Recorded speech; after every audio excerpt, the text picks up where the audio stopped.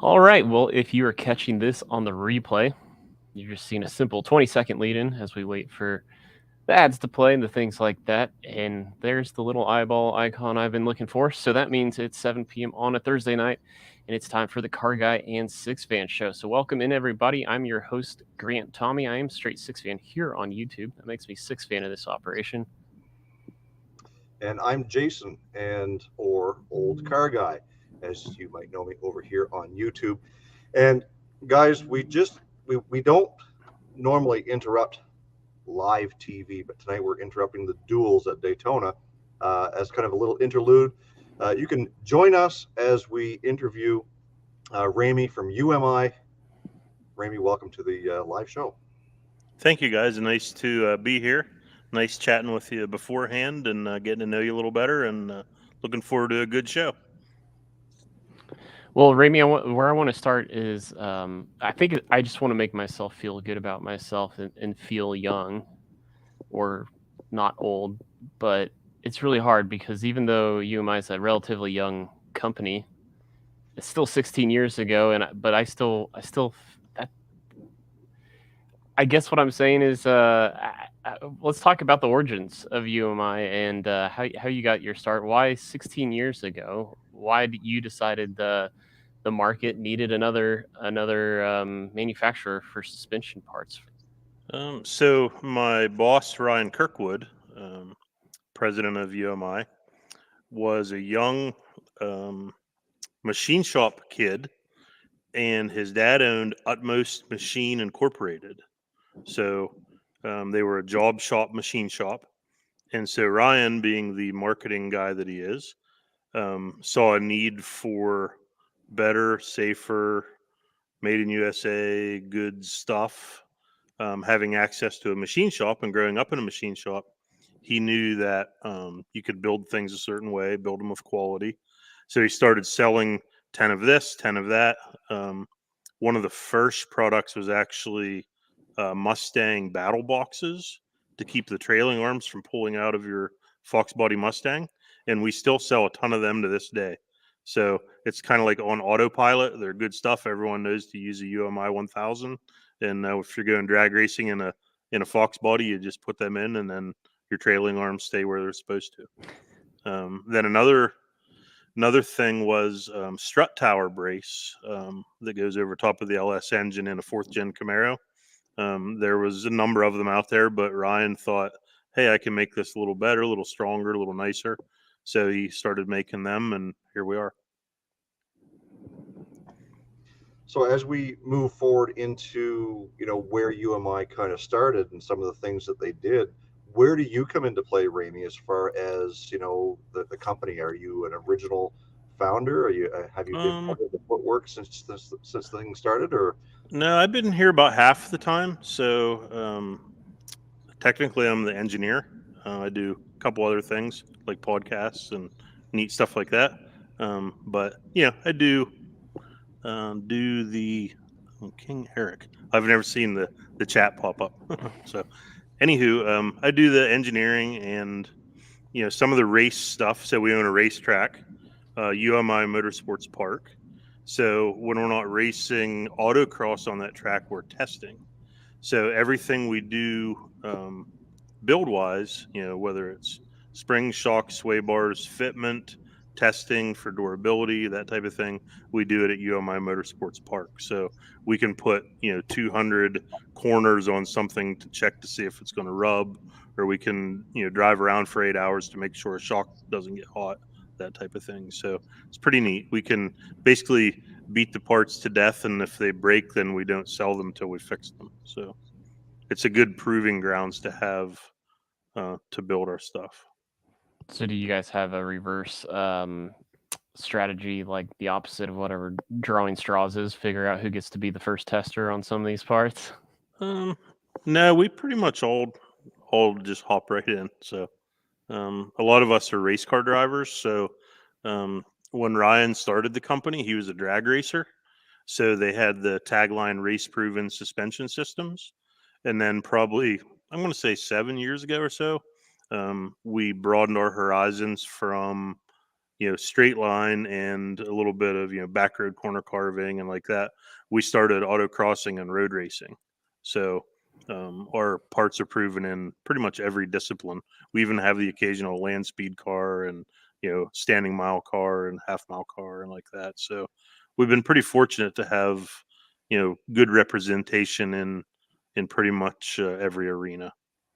Well, so as you talk about that break in time, that 7 years ago milestone, what would you say? How did that impact, UMI's just kind of global portfolio, or like what did the company like? Do you see like double growth, or was it just? Yeah, I would say so. It used to be we would get a call, and I worked in sales for a while, and still do. But you'd get a call, and people would say, "Hey, I never heard of UMI. Why should I choose you instead of brand B or brand H or brand D? Our main competitors, or brand R, the ride tech company, that type of thing."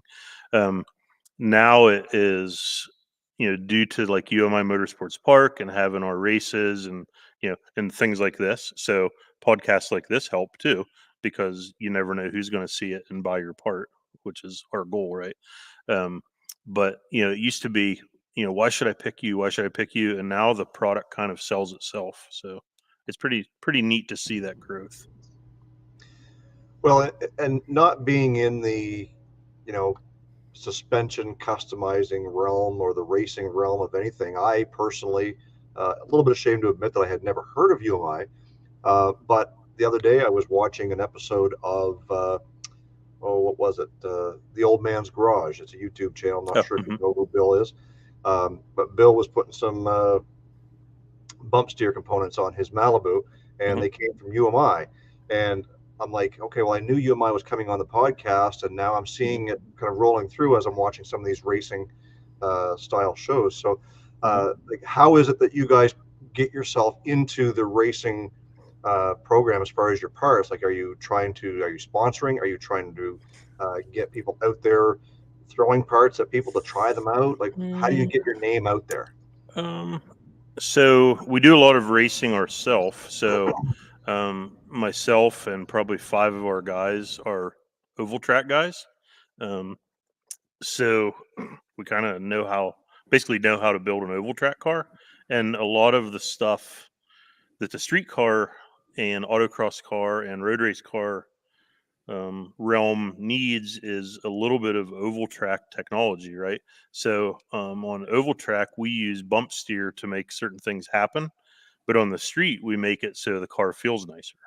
So since we know how to do the bump steer already, we learn and read, and we read and learn just like anyone else. And once you get a car sorted out with the bump steer and the caster correct and the Ackerman correct and all that, it makes a really nice handling car. So a lot of it is the oval track influence and knowledge passing on to the street car. So it's not really a tagline per se, but one of the things I say is a symmetric car, like a road race car, like the green machine behind me, has 2 right fronts on it of an oval track car. So the left side is symmetrical to the right side. On an oval track car, it's like this. So you can't do that on a street car, but on a road race car or an autocross car, we set it up symmetrical, and it ends up being very similar settings to the right front of an oval track car. And so, just before we get going, and I just wanted to mention before we get to the next question that, speaking of oval track, and if you guys are following the duels while you're watching the race here, Joey Logano just won the first duel. So congratulations to him. Grant, why don't you go ahead with your next question? Well, yeah, we were talking about how you get your name out, and I'll be honest, I think my first exposure to UMI was joining gbodyforum.com once I bought the old Pontiac Grand Prix, so one of the big sponsors over there. But as long as we are talking about G bodies, of course, the green machine there behind you is of course it is one of your flagship cars for the Proving Grounds. It's got the sponsors all stickered on it. It was the thumbnail for tonight's show. as a new guy to the G-body scene, I just wanted to say I think that 78, 79 Monte Carlo, I think even though I typically like Buick, Oldsmobile, and Pontiac stuff over Chevy stuff, Mhm. I think that's the best looking G-body in 78 and 79. So talk a little bit about the Green Machine and what it's meant to UMI. So Ryan brought this car home to the factory and pulled in a single car open trailer. He had told us he was buying a G-body, and so he rolled in, and we're like, "Oh my word, what in the world is this?" And so we had it, and it was actually a drag car. So the owner had 350 in it, 305 heads, a solid cam, 750 carburetor, and a mini spool welded on. So and it had a turbo 350. So it handled terrible. No front sway bar, probably no rear sway bar. But it went pretty okay in a straight line.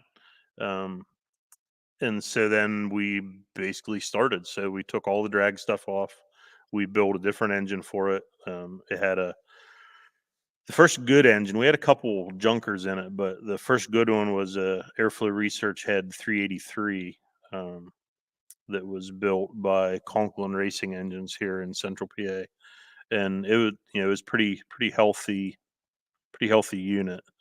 And then over the years we've tested basically every G-body component on it, from street to autocross to road race, and now it's pretty much full autocross and road race. But as recently as a few years ago, we had it basically put all back to stock to check some ride heights and do some stuff, and get it kind of back to the. Now it still had the good engine and such, but to get it like the stock ride height, so on. But now it has 315 square on it, 18 by 11, 315, 30, 18, and no front inner fenders, so the front tires fit. So pretty neat though, pretty neat car. So I guess maybe I was misinformed, or I misinformed myself. I just assumed that UMI was specifically a G-body suspension company, but when it looks at your website, you're kind of dabbling in a little bit of everything, but Mhm. still kind of sticking to that to the GM platform. Mhm. Is there a reason why we stick to GM, or are we starting to venture out into something else after that?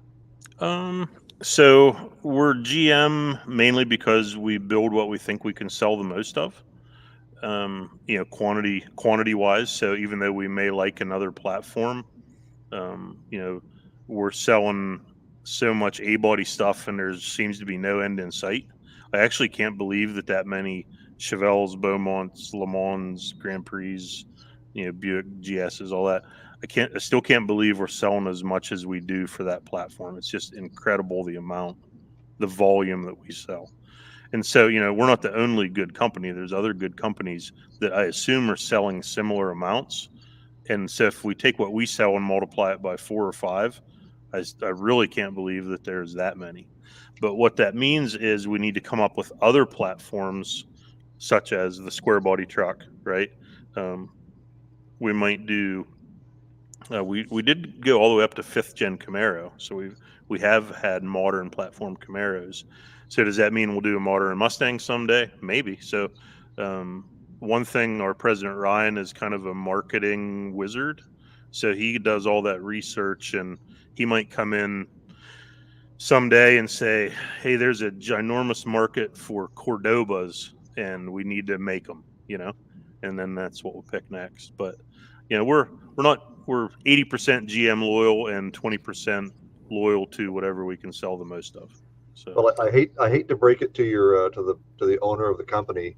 It would probably be a pretty bad marketing move if he started making parts for Cordobas. I'm just saying. oh, I thought you said you had one and we could sell at least one set.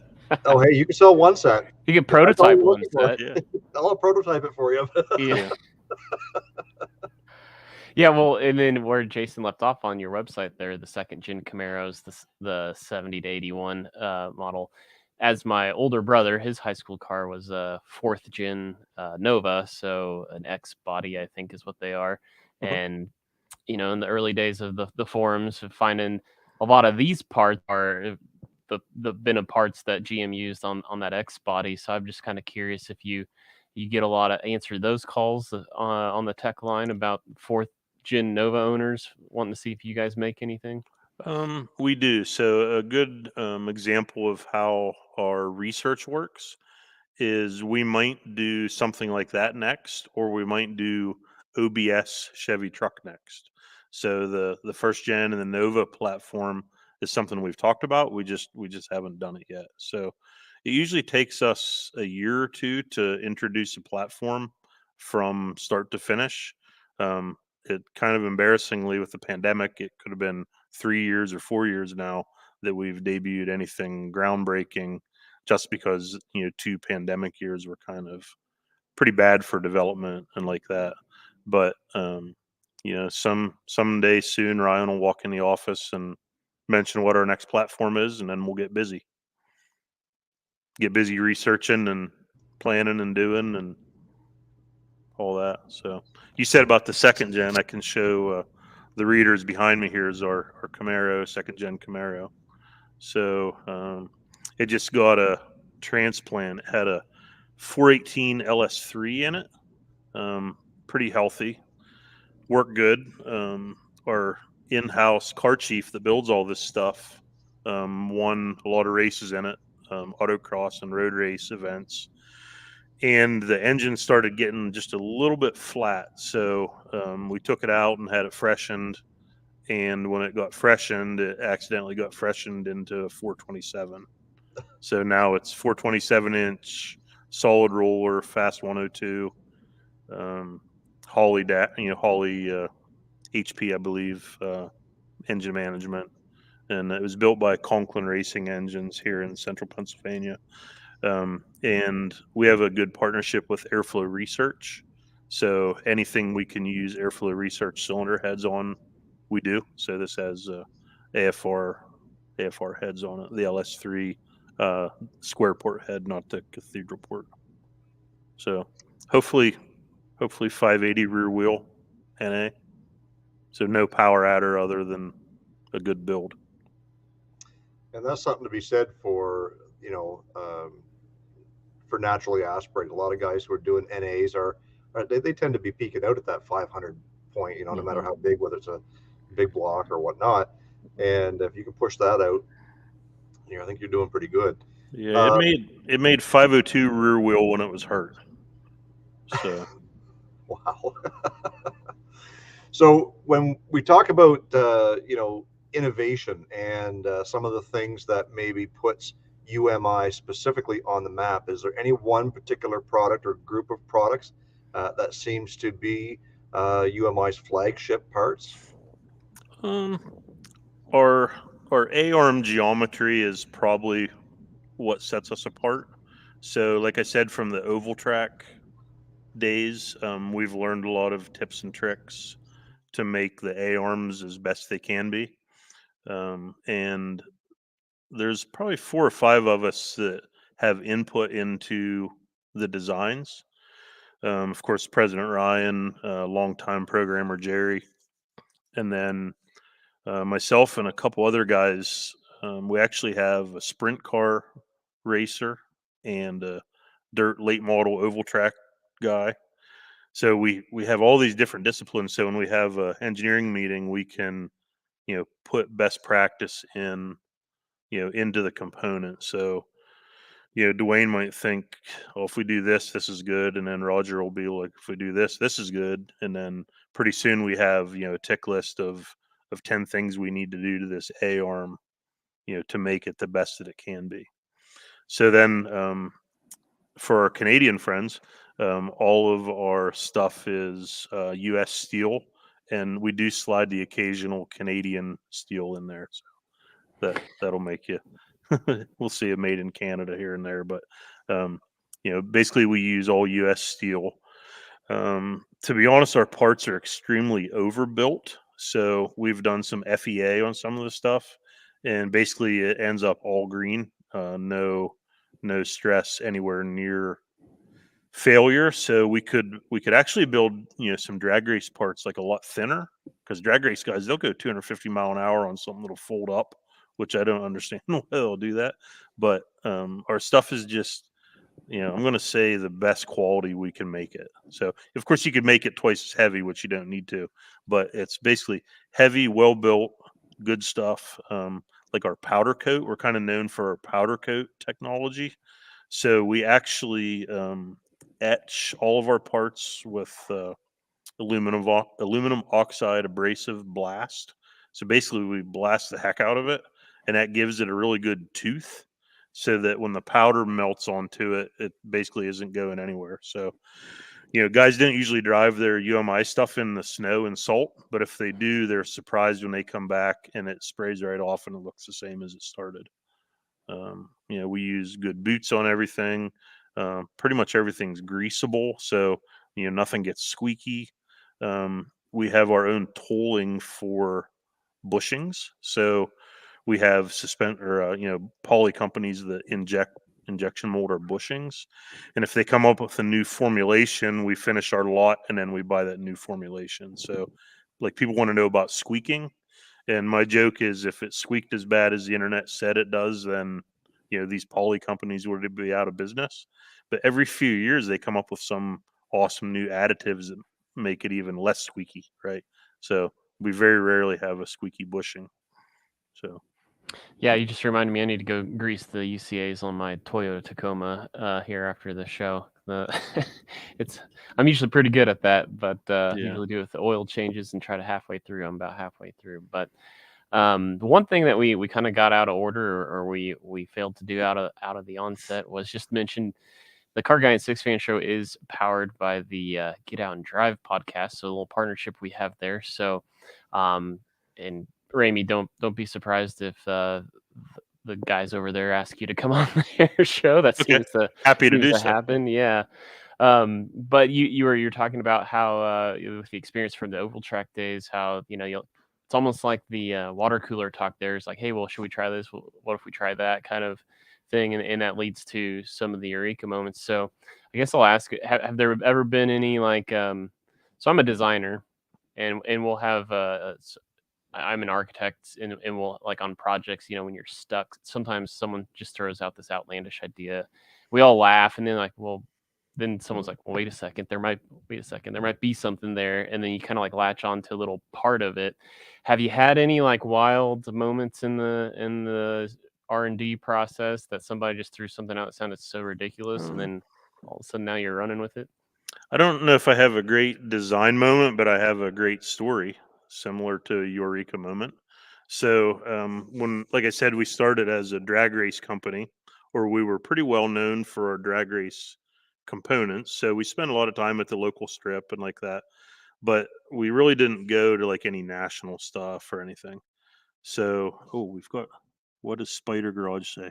I've never seen these pop-ups like this, but Yeah, sorry, that's me doing that. So I like that though, because Spider Garage is happy with his UMI parts, so that's cool. So we would go to the local drag strip and like that. Well, one time we went to Good Guys Columbus, so Good Guys Autocross. So we stood at the fence and we're thinking, how in the world are we ever going to do this? Because those cars were just so fast and the drivers were so good and like that. So probably the next year, we decided we're going to try our hand at this road racing stuff and autocross and like that. So I had the green machine, and my boss had Ryan had a 2010 Mustang GT. So it had all of our stuff on it, handled real good, that type of thing. So we went to Pit Race, Pittsburgh International Race Complex. It's about a 2-mile kidney bean shaped road race track near Pittsburgh, right by the airport. And me being oval track guy, I'm thinking this is going to be so easy, and like, how much am I going to win by? Like, it's pretty cool. So I went down the blend in, down pit road, down the blend line. Ryan's with me in the Mustang,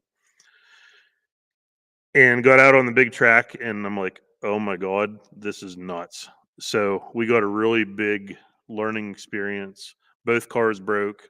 We each made about 2/3 of a lap. White knuckle. It's like, oh my God, this is crazy. So then we got back, got the 2 broken cars back. So we started building, started learning, started going more and more and more. So now we race in advanced everywhere we go. So, but the eureka moment was that first time on the road course, like with wide open space and going, oh my God, I'm going 70 and this car went past me at 140. What in the world's going on? So, Yeah, sometimes you wonder which size Depends you need to wear. yeah. But nevertheless, tell me a little bit about what the future holds for UMI. We talked a little bit about product, but as far as the company itself, Mhm. like where do you see UMI say in 10 years? Like as far as maybe market share Mhm. or what it is you're looking to do. So I think our market share is pretty respectable now. I don't rightly know the percentages, but I do know that it used to be we wanted to be mentioned in the same breath as some of those other companies, and now I think we're equal, if not better, than most of them. I mean, that's my perception anyway. I'm pretty partial to the company, but um, so we have about maybe 45 employees right now. Our manufacturing building is full. Um, Up until 2 years ago, the race shop was in the manufacturing building. And so we got kicked out of there to make parts. So now we have this race shop building that I'm in now. And the race shop building is almost getting full because we have some storage and we have lots of cars and lots of test cars. In a year, we might have, other platforms in here. We might have an OBS truck or a new Mustang or, whatever platform we end up working on. We just brought in a B body Caprice to do some sway bar testing on and some other things. So we tend to have a car or truck for every product. That way we can check fitment, and then if someone says it doesn't fit, we can say, let me go check my test car, and we'll keep a car for 5 or 6 or 7 years. It wasn't until lately we got rid of our original test Fox body Mustang. Of course, it rusted apart and like that, but we like to have a car for every product. So, but would think that my boss's goal. I don't know when he expects to double, but he's pretty goal driven. So, Well, Ramey, we were talking about this a little bit backstage. We just kind of tiptoed around this part of the conversation a little bit, but we brought up coilovers and then just your standard springs, like the lowering springs. Mhm. So I guess where would you draw the line, or how do you give that advice? Someone who calls up and doesn't know if they should make the plunge all the way to coilovers, or if just the simple lowering springs are right for them. How do you help somebody determine where to draw that line at? Mhm. So we have that's actually an excellent question and one that I answer nearly every day. So on most platforms, we have standard height springs and then 1 or 2 inch lowering. So I usually ask like Chevelle guys. I'll mention if they've ever watched Meekum or Barrett Jackson or something, and they see like a Yinko Chevelle go across the line, how tall it is. Basically, they look like a 4x4. That's 0 inch. If they go out in their driveway and look at their Chevelle, that's probably 1 inch. And then if they've lowered it at any time, it's probably 2 inch. So I tell people like if they can handle going out in their driveway and seeing their fender height at 26 inches, they're good with 1 inch. But if it has to be 26.01329 inches, then you're a candidate for coilovers. So the performance of a good spring and shock is similar or maybe exact as a coilover, but the coilover has more adjustability if you choose to use it. So if I put coilovers on my car, set the adjusters, and then leave it at that ride height, I can simulate a regular spring and a regular shock. But the coilover, if I go out to my garage and Every time I look at it, I just wish it would be a 1/4 inch lower. Then that's where the coilover can help. Coilovers also help if you want to change the spring rate, because like for our Chevelle springs, they're 530 pounds per inch, and that's the only spring we sell. It's basically a touring rate. So I like to say it feels kind of like a BMW. So it's not squishy and it's not race car. It's like maybe 51% towards race car, right? So like even our Power Tour cars, which that one's also behind me here. Let me see if I can find that here. That Cutlass right there, the 65 Cutlass. So it's been cross country twice. You can drive 500 miles in it and not feel like you got beat to death, and you don't feel tired. People don't realize that driving like a squishy car, like a factory spring car, is what makes you feel tired, because you're fighting it all the time, and it's always doing this and it's doing this. And if a car basically feels like a BMW or a Mercedes, you end up refreshed when you're done with the ride. So you do the medium touring spring with a good shock, or you do a coilover in the medium settings. They both feel the same, but the advantage of the coilover is if you want that perfect ride height, or if you're going to the drag strip, you can click the rebound to 0 on the fronts, and it lets the front lift, the old 90-10 shock layout. So if someone's just cruising, we do the spring and shock. If someone wants it, we'll do the coilover. Well, and that's something that when I lowered my C10, like I was strictly going for the look. I just wanted it lower, right? And one of the things I find is that even though I went with company B for my lowering kit, I just find that all it really did was it just took my stock ride, it pretty much kept it, and we brought it down. So we're still running on 1977 ride technology. The truck just looks a little cooler sitting close to the ground. But it's funny that you say, you find yourself to be a little bit exhausted driving it because you're constantly chasing that steering wheel. Well, of course, the steering wheel on those things is about as big as a bus wheel, but and I still got the stock wheel.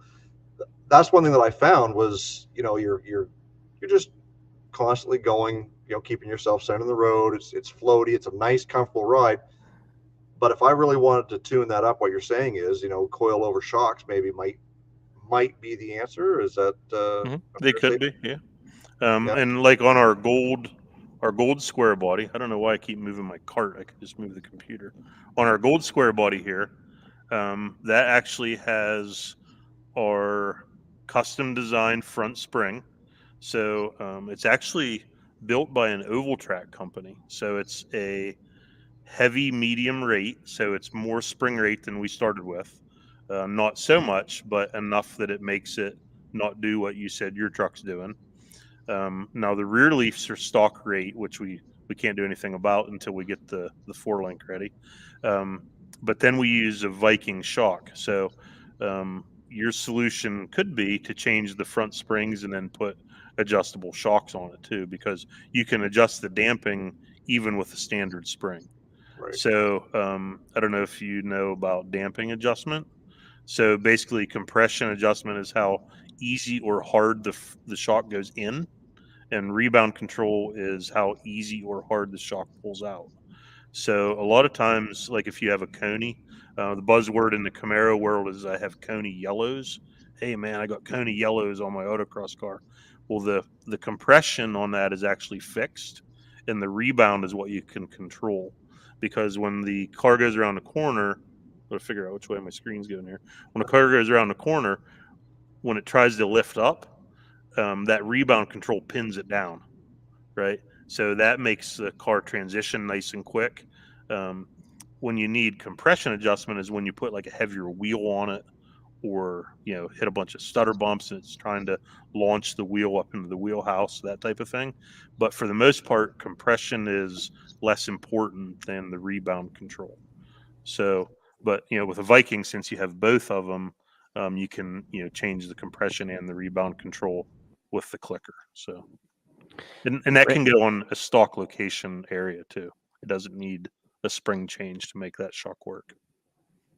We usually try to carve out some time at the end of the show to answer some of the commenters' questions, but a good one just came up from Mopar Din, so I'm gonna pull it up on the screen, and Okay. we'll start getting into him now. But Mopar Din was asking, how do you find your coilover's lifetime range compared to Leafs?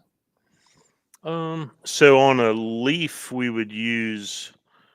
So the Gold truck behind us has, a Viking shock on it, so it doesn't have a coilover per se. But on a coilover shock in general, I hate to jinx myself, but we sell predominantly Viking brand. So I don't know if you guys know Viking brand. They're from Minnesota actually, and the owner's last name is King. So they kind of, I think it's called portmanteau. They did a portmanteau of Vi and King, and they have Viking. So anywho, the Viking damper is extremely popular in the entire industry. So actually, most of our competitors use the Viking, as do we, mainly because it's a high value, phenomenal product. So to answer the question directly, I see no life expectancy trouble at all with a coilover. What are some of the longest running installed parts on like your cars behind you, maybe? So the Green Machine actually was one of the first cars to use Viking Crusader shocks. So Viking's shock Warrior was their first valve code, and the Crusader was their second race inspired, or second valve code became race inspired valve code. And I'm going to say we had them on the Green Machine for 5 years, and beat senseless. So they're covered in do you know OPR, other people's rubber? So basically, that gets engine oil on them, and then stones and rubber. So they look terrible, just not because of the product, but just because they've been beat senseless. And I think they're still on one of our buddies' S10 trucks. So if you get a quality component, they really don't need any maintenance. Probably be So nice to clean them off once in a while. So.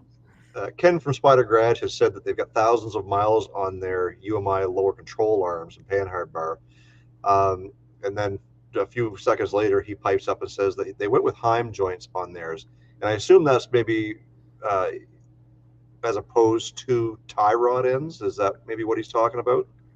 Kind of, yeah, I can tell you about that. So, whenever we answer a tech call and talk to a customer, if they say words like power tour, cruising, ice cream, back road, not off road, but back road.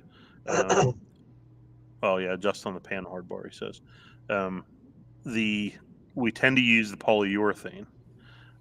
If they say trailer, drag race, national championship, autocross, that type of thing, then we'll use the rod end or the Heim joint on it.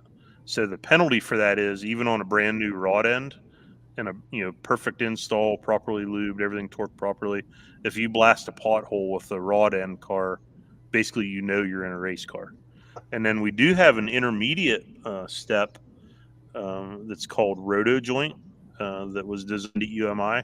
So a roto joint is kind of a hybrid rod end combo.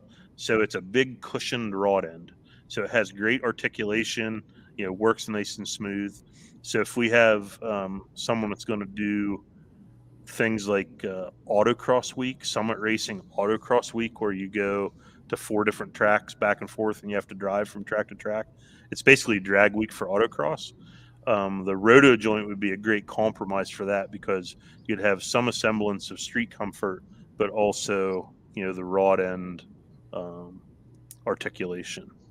So basically we can pick from those 3. We don't sell anything with rubber, because we figure if someone's buying a performance component that they use, at least we can use a good quality polyurethane as a first upgrade. So it goes poly, roto, rod end in our world. Ramey, sometimes I forget, of course, Jason and I have our YouTube circles we run around, and so Spider Garage is one of the longtime cronies of ours. Ken and his son Nathaniel. I don't know if you You know them like we do, but they have a Monza Spider that they put their UMI parts on. nice. And Good. I know they were. I can just picture Nathaniel. I know that he crawled under on Power Tour to adjust either the coilovers or the panhard bar. So Ken, you'll have to remind me of that story and put it there in the chat. But yeah, I know he was messaging me before how excited he was that you were coming on, because it just, for the Monza Spider, it was just super hard to find parts anyway. And so when they found parts that worked for them from you guys, they're stoked. So yeah, here Ken said he must have met you at GM Nationals a few years ago. So Yeah, I'm thinking maybe his picture looks familiar. I can see his picture there. So yeah, a cool thing at GM Nationals, we do ride-alongs there in the UMI cars. And you said about the aha moment there a while back. That was another funny thing. The first time we did ride-alongs, we're like, yeah, we're going to do these ride-alongs and it's going to be awesome and like that. And we spent cars overheating and just the experience. We hit it well, but it was just a miserable experience, right? Luckily, nothing UMI broke, but overheating and all kind of crazy stuff. And so now that we're in our 7th or 8th year of doing that, we basically look forward to it, and we can't get enough of that ride along thing. And we've had the Green Machine do 200 or 300 laps in a row.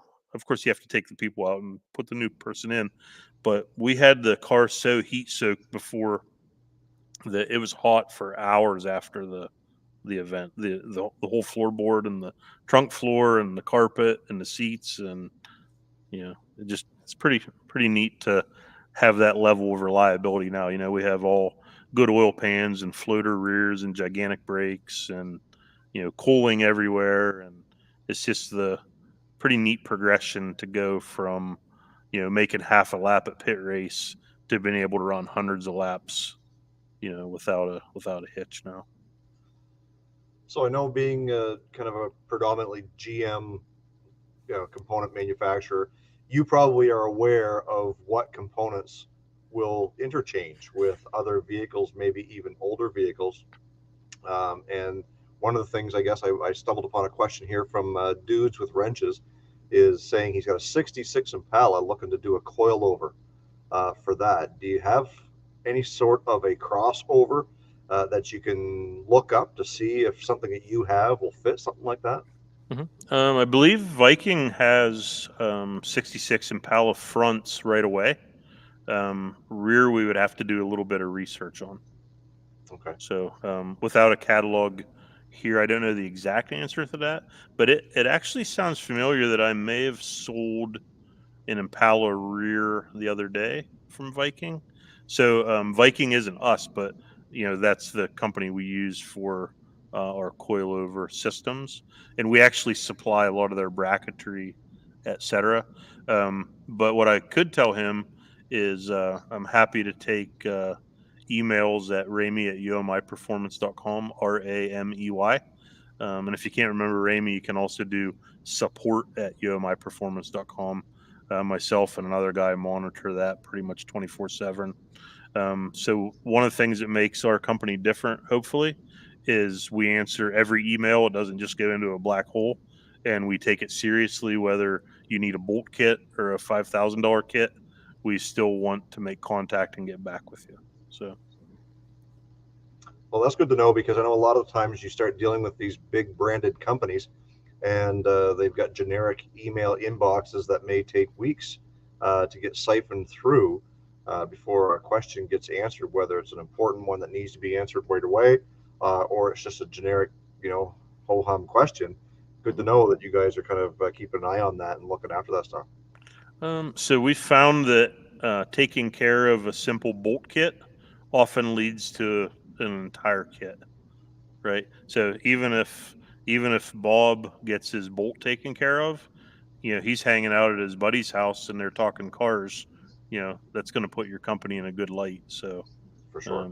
we want to be always positive, So you said about G-Body Forum, Grant. We were talking about G-Body Forum, And one of our long-standing rules is, basically anything on a forum always will be used against you.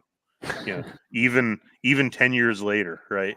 So we're always super careful on forums, and try to be friendly and nice. And so behind the scenes, you can be swearing and throwing stuff and hating that guy, but on the forum, you have to anticipate that they're going to cut and paste that, So Yeah, and luckily, our last guest on the first episode here in season 9, and we had a similar conversation talking about the hardcore forums from like the late 2000s, maybe early 2010s, and so much the same. In dealing with haters here on YouTube, we definitely get that.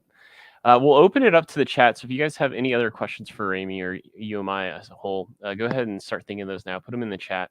In the meantime, Ramy, so here's a Photoshop I've done of my nice of my Grand Prix. So are we talking 2-inch springs here, or are these more 1 inch? That's 2-inch. Okay. That's what a 2-inch would look like. All right. What does it have in it now? Factory? Yeah, factory. Yeah. And what year is that car? It's a 79. 79. So that's the primary build on my channel right now. Yep. So. And do you have UMI springs yet? I do not at the moment. No, so out of the gate, the car it had transmission issues, and I was hoping it was going to be a simple fix, and it wound up not being a simple fix. So the budget got taxed pretty hard right out of the gate. But yeah, I'm just coming around now to doing exterior mods, and wheels and tires and suspension is kind of where I'm at right now. Yeah, have not made a purchase yet though. So make sure you get with me, and we can make sure you're taken care of. All right, I will make sure that happens. So let's see. So I see dudes with wrenches, 84 Cutlass, some drifting. Do you guys build anything for that kind of racing? So not specifically drifting, but we can help with that tendency. So a couple of the drift cars that I've messed with, we actually have a sway bar, rear sway bar, like for the green machine behind me here.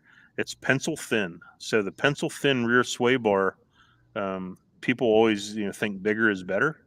So you put a big sway bar on the back, and it actually doesn't work well for autocross. So the pro tip for that would be to, for the drift car, the drift G body, is to use our 1-inch rear sway bar. The 1-inch is stiff enough that it will allow the inside rear tire to disengage a little bit and basically break that traction out back, but not break it too much. So I've actually learned that drift cars have more grip than you think they do. So we don't want to basically completely destroy the grip, but we want to get rid of a tiny bit of it so that the car can rotate. So we could go a little bit heavier springs in the back and a little bit bigger sway bar than we would on an autocross car. And then Ken was asking, I guess, because he's pretty dialed into the H-body, the Monza platform. Of course, I guess a lot of them are curious if you guys will ever get into upper and lower A-arms. Upper and lower A-arms for Monza, I mean, that's been discussed, but unfortunately, it probably isn't super high up on the list, unfortunately. Never say never, though. Yeah.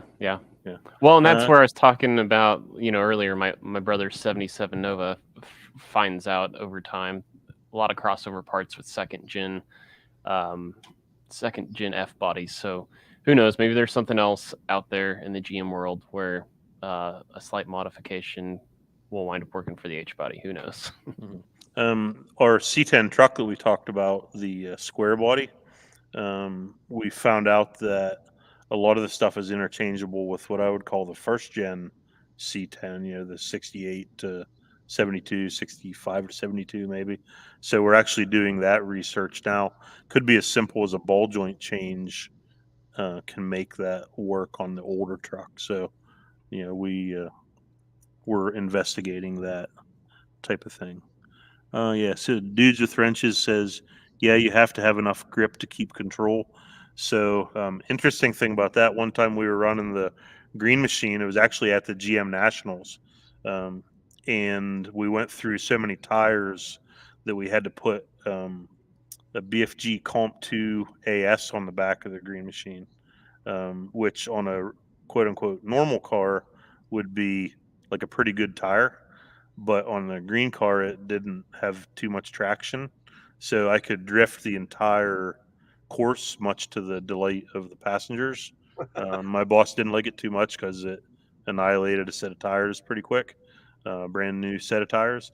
But it's pretty neat to have, that nice level of grip, but also enough or lack of enough traction that you can just burn them at any instant. So made for a pretty fun drift session, impromptu drift session. So we've been talking quite a bit about the green machine. Can we go into a little more detail, maybe on powertrain, components, stuff like that? Yeah, of course. The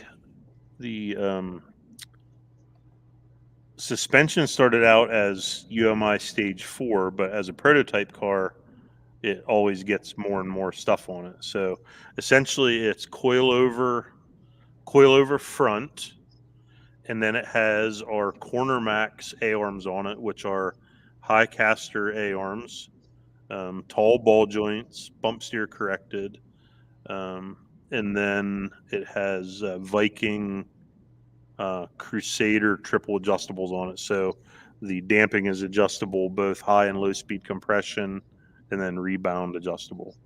And then it has our standard 1.25" sway bar on it, which works fine for that case. Then out back, it actually has some NASCAR style weight jacks on it.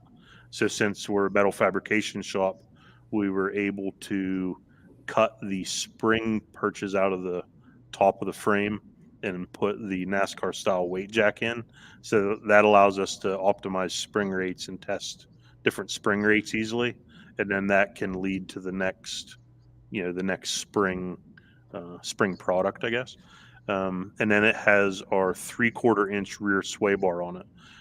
Like I said about the drift car, if you have too much inner wheel rate on the sway bar picks the tire off the ground. So you want it enough to control the sway, but not enough to ruin the handling for autocross in this case. Drivetrain wise, it is a Dart SHP 427 small block. So it's actually old school analog small block with a carburetor. So it has a Mighty Demon 750 carburetor. It's a solid roller cam, comp cams, spec'd by Brian Pitcher at Comp Cams. And then it has Airflow Research 210s on it, AFR 210. It's about maybe 10.25 to 1 compression, so it runs on pump gas. It can run on pump gas. We usually use Sunoco 100 unleaded just for consistency. Sunoco 100. Then it has a Jericho dog box transmission in it. So full speed, full throttle upshifts. So no clutch required. 4-speed? 4-speed. Downshifting. I don't have enough laps to do downshifting with no clutch, but it can downshift with no clutch. So basically, it just has a 4-tooth dog ring in it.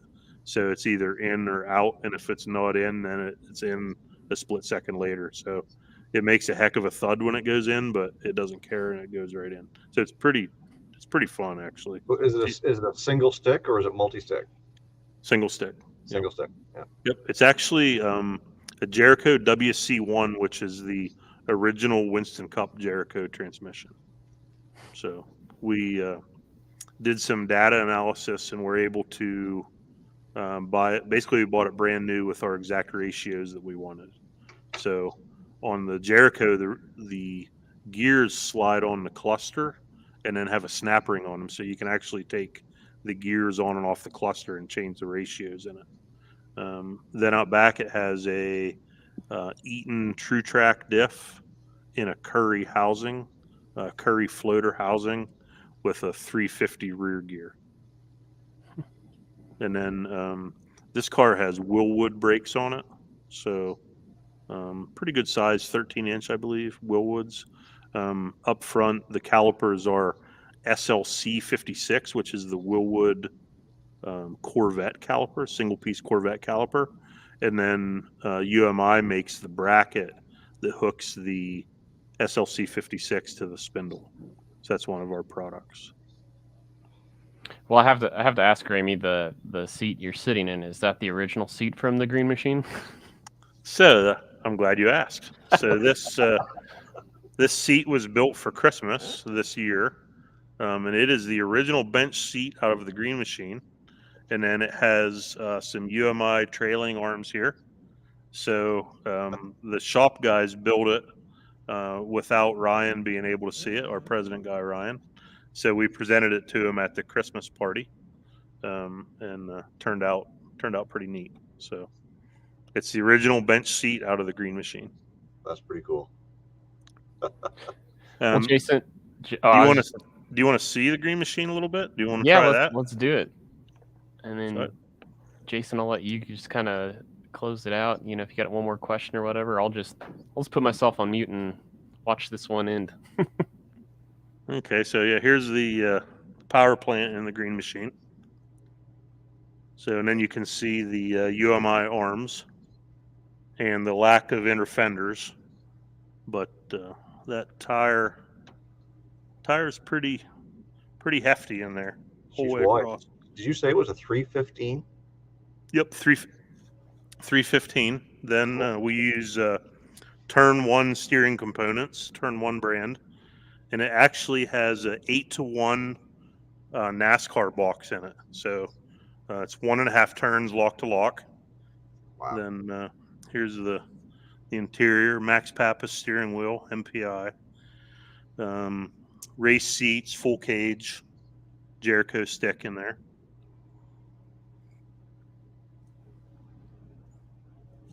So that's what it has, a splitter on the front.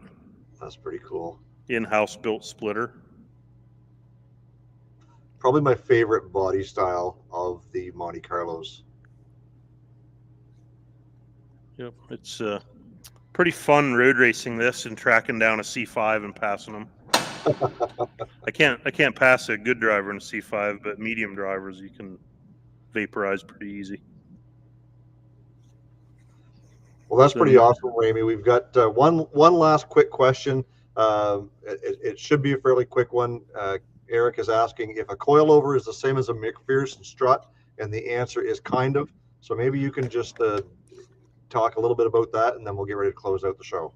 Yeah, I can actually tell you about that. So the Green Machine, the Camaro, the Cutlass, the Gold Truck, all have double wishbone suspension, which is an upper and lower A-arm. A McPherson strut car only has one lower A-arm and then no upper pivot. The upper pivot is actually in the fender, which is the top of the strut. So it doesn't have the camber gain that a double wishbone suspension has, or an unequal length A-arm suspension. So McPherson strut is kind of a compromise suspension, and it's probably most famously used on the 3rd gen Camaro. So an IROC Camaro has a McPherson strut in it.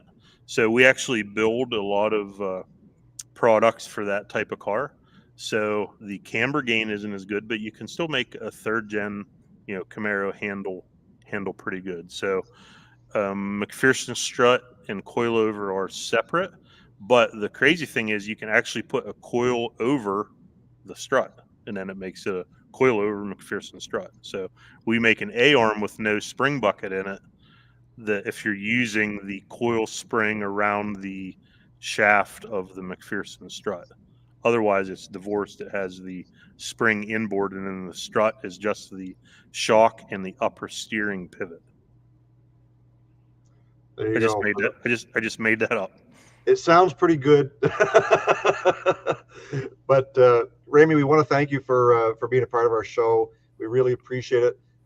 We really want to take pride in promoting you guys, promoting the manufacturers that are out there, working hard to help provide parts to guys like us and to guys like that are in our chat. and to get kind of the behind the scenes and learn a little bit about what the companies are about. That's kind of what we're doing. So we thank you for taking time to sit there and push out UMI to all of our viewers, and those, plenty of them already know who you are and are already using your components. But thanks for being a part of the show.